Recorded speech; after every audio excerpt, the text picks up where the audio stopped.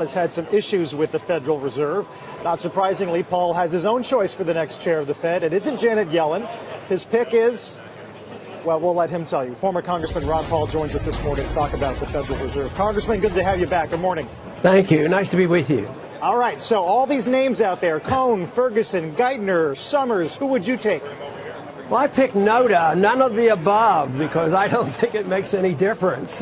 They all endorse the principle of manipulating interest rate and believing that they can decide how much money supply there should be and when to raise rates and when to lower it. And you can't expect anything new or different than that. So one individual might manage things slightly differently, but overall it'll be the same thing. It's still the monetary system that we have to deal with, not the particular manager that's going to be involved. Right. Obviously, you wrote End the Fed a few years ago. The answer, I guess, not too terribly surprising coming from you. But working in a political context like we have, Congressman, who do you think is the most likely nominee right now? Well, it looks like it's Yellen. I mean, but it's still early. They do a lot of manipulating, pushing back and forth. Last week, it looked like it was Summers, and all of a sudden it shifts. But who knows what will happen the next month or two. But right now, I think the consensus is that she'd probably be nominated. Yeah. Your son, Senator Rand Paul, said that his pick would be either Hayek or Friedman, which is going to be a tough get. Well, neither one of them liked the Fed so very much. Friedman wanted to turn it over to a computer, which that's not exactly my position, but it'd probably be better than a few individuals and one in particular behind the scenes in secret pretending they know what interest rates should be. That's to me the most amazing thing, that people accept this. The most important piece of information for investors and for savers is interest rates, and yet we give up on that and decide that it should be controlled by one person. It's positively amazing that the economy tolerates it. Congressman, the economy, though, is holding up reasonably well. There are better signs lately. Certainly the unemployment rate has come down. That's one reason why we've seen a lot of holdings of gold, for example, take a big hit. Holdings which I know your portfolio is overly concentrated in. Has your own wealth taken a hit here over the past year? Yeah, but I generally look at it long term because, I was looking at the dollar and inflation and gold when we went off the gold standard, totally off the gold standard in 1971.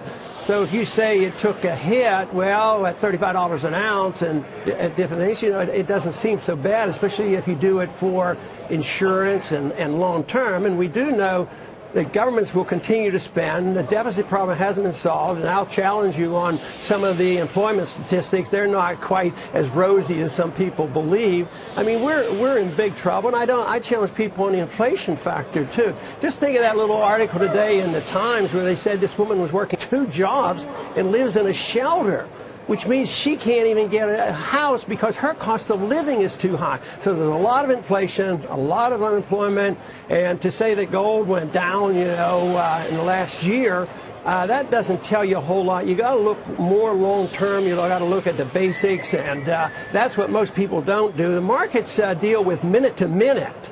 And it can change overnight, or within minutes it can change, and who knows what the next one will be. But I think most people who study free market economics knows that this is very, very fragile. The dollar is fragile, and the statistics don't bear out that we have no inflation. So I think people should be more cautious than overly confident. Congressman, in the middle of all that fragility, as you describe it, in 2 weeks, every federal agency from the Pentagon to the FBI is due to shut down unless there is a deal by September 30 on the federal budget, and then we have the debt ceiling argument. Speaker Boehner thought that he could get that through without much fuss until yesterday, when 40 conservatives within your party rebelled at a strategy meeting, and now potentially we have a big problem. If you were Speaker Boehner, what would you do?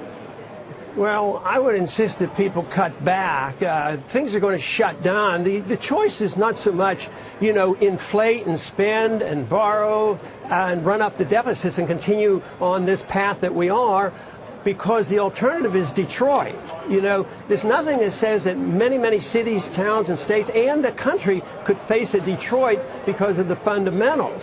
And it's tough because if you want, it's like an addiction. It's pretty hard to talk somebody out of their, out of their addiction and say, oh, well, wean yourself off. It doesn't happen, so they're not going to wean it off. So I would always make